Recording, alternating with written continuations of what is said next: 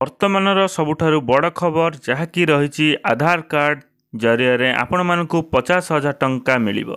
କିପରି 50,000 ଟଙ୍କା ଆପଣମାନଙ୍କୁ ଆଧାର କାର୍ଡ଼ ଜରିଆରେ ମିଳିବ ସେ ନେଇ ଆପଣମାନେ ଜାଣିପାରିବେ ଏହି ଭିଡ଼ିଓ ମାଧ୍ୟମରେ।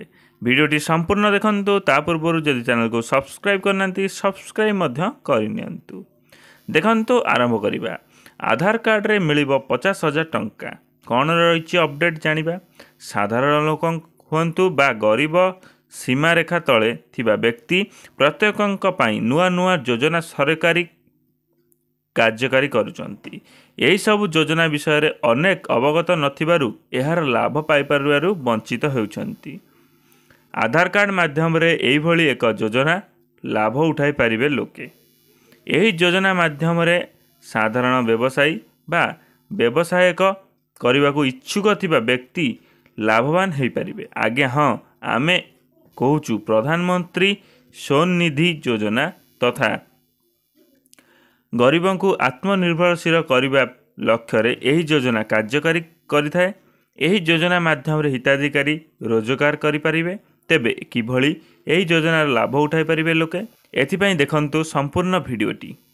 କେନ୍ଦ୍ର ସରକାର ଏଣିକି କ୍ଷୁଦ୍ର ବା ମାର୍ଜିତ ବ୍ୟବସାୟୀଙ୍କୁ ଛୋଟ ଛୋଟ ଋଣ ପ୍ରଦାନ କରିବାକୁ ନିଷ୍ପତ୍ତି ନେଇଛନ୍ତି। କୌଣସି କ୍ଷୁଦ୍ର ବା ମଧ୍ୟମ ଧରଣର ବ୍ୟବସାୟୀ ଏହାର ଲାଭ ଉଠାଇ ପାରିବେ।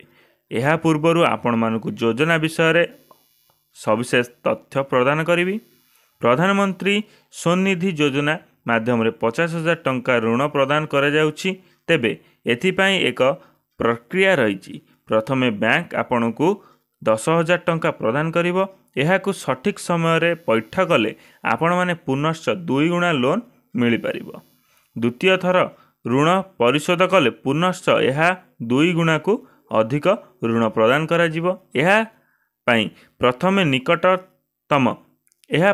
ନିକଟତମ ବ୍ୟାଙ୍କକୁ ଯାଆନ୍ତୁ। ସେଠାରେ ଆଧାର କାର୍ଡ଼ ଦେଖାଇ ଫର୍ମ କିଣନ୍ତୁ। ଏହାପରେ ଫର୍ମ ପୂରଣ କରିବା ସହ ଆବଶ୍ୟକ ଡକୁମେଣ୍ଟ ସଂଲଗ୍ନ କରନ୍ତୁ। ଏହାପରେ ବ୍ୟାଙ୍କ କର୍ତ୍ତୃପକ୍ଷ ଆପଣଙ୍କ ସମସ୍ତ ଡକୁମେଣ୍ଟ ଯାଞ୍ଚ କରିବେ। ଯଦି ସବୁକିଛି ଠିକ୍ ରହିଲା ତେବେ ଋଣ ରାଶି ଆପଣଙ୍କ ଆକାଉଣ୍ଟ କ୍ରେଡ଼ିଟ୍ ହୋଇଯିବ। ତେବେ କେବଳ ଅଫଲାଇନ୍ ବ୍ୟାଙ୍କରେ ଏହି ସୁବିଧା ଉପଲବ୍ଧ ହେବ।